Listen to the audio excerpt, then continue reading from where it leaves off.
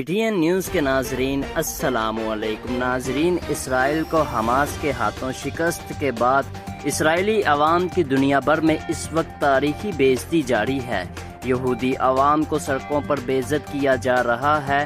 زیونسٹ یہودی جو اس وقت دنیا کو تباہ کرنے کے در پر ہیں، ان کے خلاف دنیا نکل آئی ہے، اور شاہ محمود قریشی نے جو ان کے لیے ڈیپ پاکٹ کا لفظ استعمال کیا وہ واقعی کمال ہے۔ یہودی اپنے سر پر ایک چھوٹی سی ٹوپی رکھتے ہیں جسے کپا کہتے ہیں۔ یہ ٹوپی اسرائیل میں مذہبی علامت سمجھی جاتی ہے۔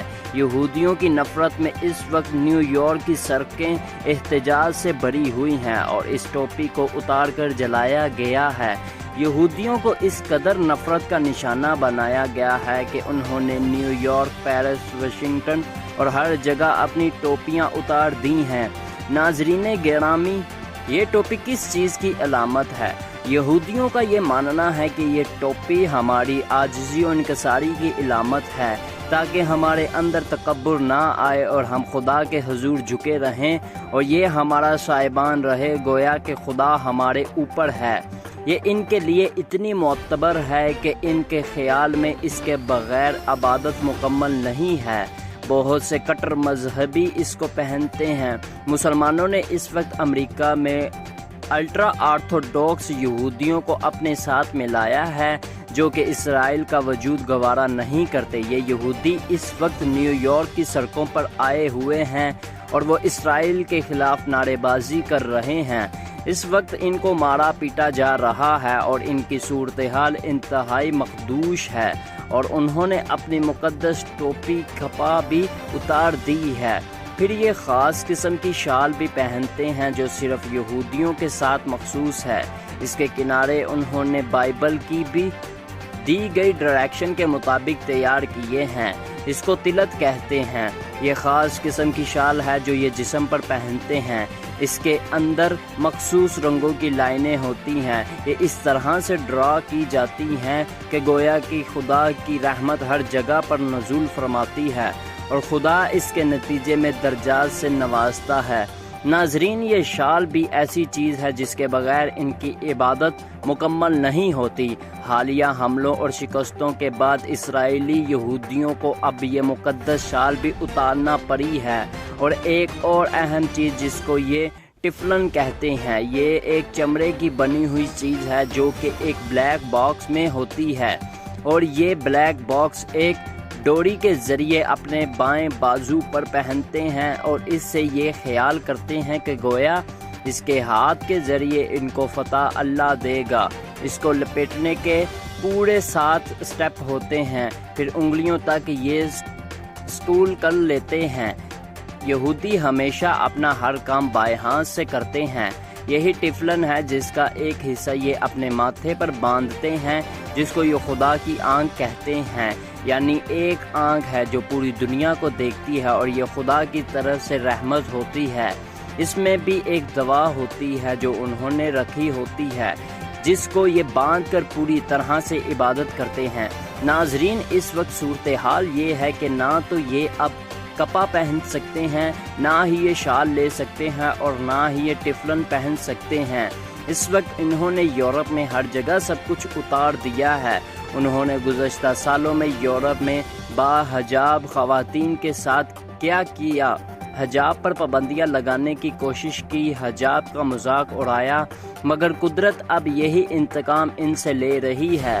لیکن خیال رہے کہ یورپ میں اس وقت کچھ حقیقی حملے ہو رہے ہیں اور کچھ ان پر جعلی حملے بھی ہو رہے ہیں، اور وہ یہ اس لیے تاکہ یہ زائنسٹ دنیا کو بتا سکیں کہ واپس یہ اسرائیل جا سکتے ہیں اور یہودیوں کا وہاں رہنے کا حق نہیں ہے۔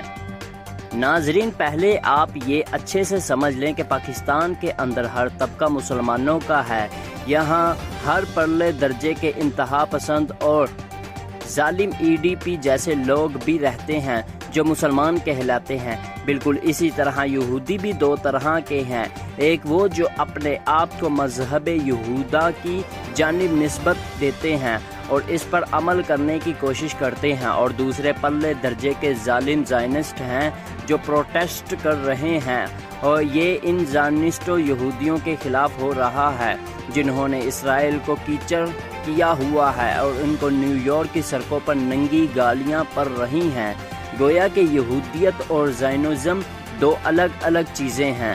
عام طرح کے یہودیوں کا لباس الگ طرح کا ہوتا ہے۔ اس جھگڑے میں اس وقت تمام یہودی ہی رگڑے جا رہے ہیں۔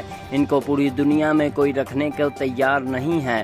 پوری دنیا انہیں نفرت کی نگاہ سے دیکھتی ہے۔ شاہ محمود قریشی کے حالیہ بیان کے بعد وہاں کی کمیونٹی نے بائیڈن کو خط لکھا ہے کہ ہمارے ساتھ تباہی ہو رہی ہے، اس لیے ہمیں اس سے بچایا جائے۔ اس وقت مسلمان 2 ارب کی تعداد میں پوری دنیا میں موجود ہیں، جبکہ یہودی طبقہ بہت قلیل تعداد میں موجود ہے۔ اس وقت یہ ایلیا کے منتظر ہیں، اور اس وقت پوری دنیا سے اصلی اور نسلی یہودی نسل لوگوں کو اکٹھا کر رہے ہیں۔ ان لوگوں کو انہیں جو کنورٹڈ یہودی ہیں، بلکہ ان لوگوں کو لا رہے ہیں جن میں 12 قبائل کا خون شامل ہے جو حضرت موسیٰ علیہ السلام کے پیروکار تھے۔ یہ یہودیوں کی بڑی تعداد افغانستان اور دیگر علاقوں میں تھی جنہیں یہ وہاں سے لا رہے ہیں، اور ان کو ہر طرح سے پیسہ، سہولیات اور ہر وہ چیز دی جا رہی ہے جو وہ خواہش رکھتے ہیں، صرف اس لیے تاکہ ایلیا کا نزول ہو سکے۔ ناظرین، قرآن و حدیث کا مطالعہ کیا جائے تو ہمیں پتہ چلتا ہے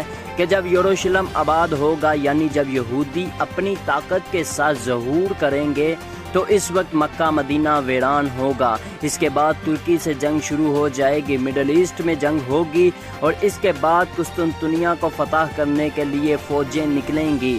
تو یہ ساری باتیں اب پوری ہونے جا رہی ہیں۔ مسلمان ایک بات اچھے طریقے سے یاد رکھیں کہ مسجد اقصی پر یہ پہلا حملہ تھا، یہ ناکام رہا ہے، لیکن اس کے بعد دوبارہ حملے شروع ہوں گے اور مسجد اقصی کو تباہ کریں گے۔ اس کی وجہ یہ ہے کہ ان کے عقیدے کے مطابق تھرڈ ٹیمپل اس جگہ پر ہے، اور یہ اس جگہ پر تھا جہاں اب مسجد اقصی ہے، اور جب تھرڈ ٹیمپل بنے گا تو ان کے ایلیا یعنی ان کے مسیحا کا نزول ہوگا، اور اس کے بعد اسرائیل پوری دنیا کو اپنی لپیٹ میں لے لے گا، اور گریٹر اسرائیل کا خواب پائے تکمیل کو پہنچے جائے گا۔ ناظرین، اس لیے اس کو ایک چھوٹی سی گیم نہ سمجھے۔ اسرائیل در حقیقت مسجد اقصی پر حملوں کی نئی پلاننگ کر رہا ہے۔ ان کی شکست کی وجہ سے زخم بھی ہرے ہیں، اور وہ ضرور حملہ آور ہوں گے، کیونکہ ان کے مسیحا کا نزول اور ان کی فتح کا دار و مدار مسجد اقصی کے گرنے پر ہی موقف ہے۔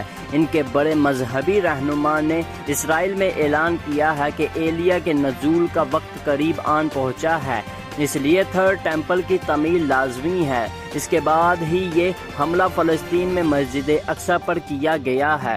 تھرڈ ٹیمپل کے لیے یہ لوگ مسجد اقصی پر دوبارہ حملہ ضرور کریں گے، اور مسجد اقصی کو شہید کرنے کی پوری کوشش کریں گے۔ اللہ تعالی ہمیں یہودیوں کے شر سے محفوظ رکھے۔ فلسطینی مسلمانوں کے لیے یہ کڑا امتحان ہے، اور اسی امتحان میں کامیابی ہی یہودیوں کی شکست ہے۔ ناظرین، اس حوالے سے آپ کی جو بھی رائے ہے اس کا آپ اظہار کومنٹ باکس میں لازمی کیجیے گا۔ دوستو، ہمارے چینل کو سبسکرائب کر دیں تاکہ ہماری آنے والی ویڈیوز بر وقت آپ تک پہنچتی رہیں۔